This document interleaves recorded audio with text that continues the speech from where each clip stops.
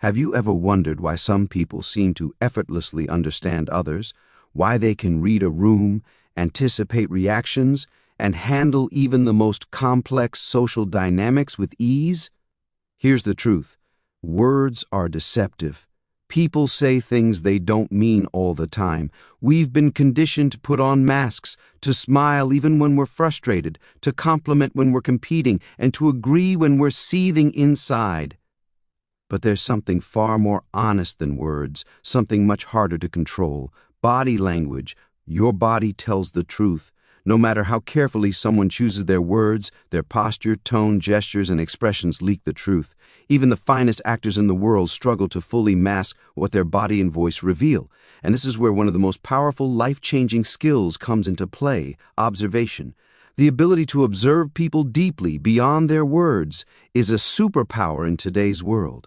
In business, relationships, leadership, or negotiation, your success often depends more on what you perceive than what you say.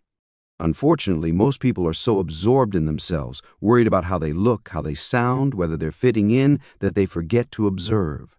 They miss the game being played all around them. Imagine walking into a new job. Your instinct is to think, am I doing this right? Do I look okay? Did I just say something stupid? That inward focus traps you. It blinds you to everything important: the unspoken rules, the power dynamics, the personalities in the room. But if you could shift that focus outward, if you could just observe, you'd start to see the truth. You'd notice that the team leader avoids eye contact when speaking about deadlines, that your coworker sighs and stiffens when the manager enters, that another colleague mirrors your body language when you speak, signaling trust. These are not random behaviors. They are signals. Everything people do is a sign. If someone consistently shows up late to meetings, it's not an accident. It reveals something about their values, their priorities, or their level of respect. If someone doesn't return your calls or emails, that's not just forgetfulness. It tells you something about how they perceive you. Even a messy desk is a sign. It may point to disorganization, a distracted mind, or a disregard for order. Conversely, a meticulously neat desk might reflect control, anxiety, or desire to project competence.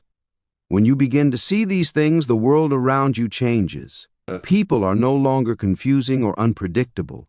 You begin to read them like a language. And trust me, this is fun, like watching a mystery movie unfold in real life.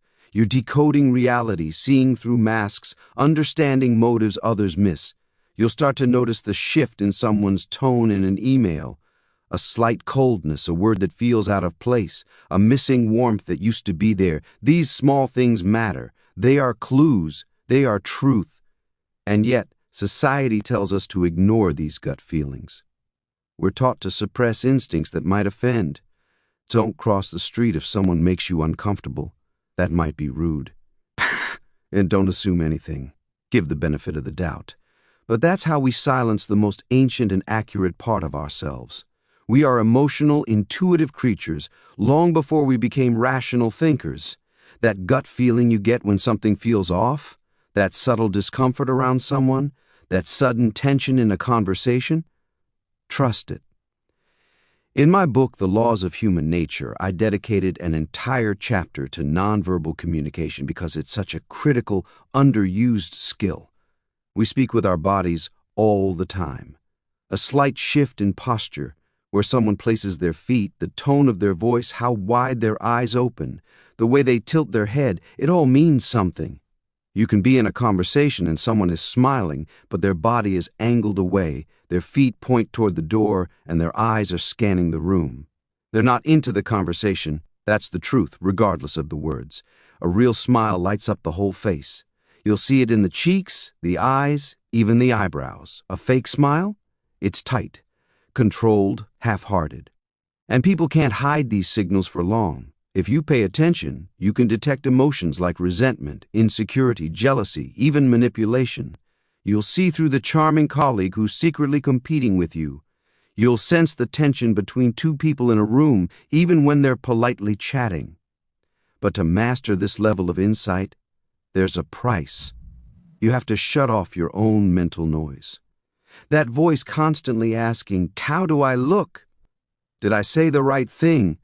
You have to silence it. Observation demands stillness inside. It requires you to let go of ego, of needing to be liked, of obsessing over your own performance. Instead, become a detective. Watch, listen, sense. Study how people interact when they think no one's watching. Who commands attention? Who deflects praise?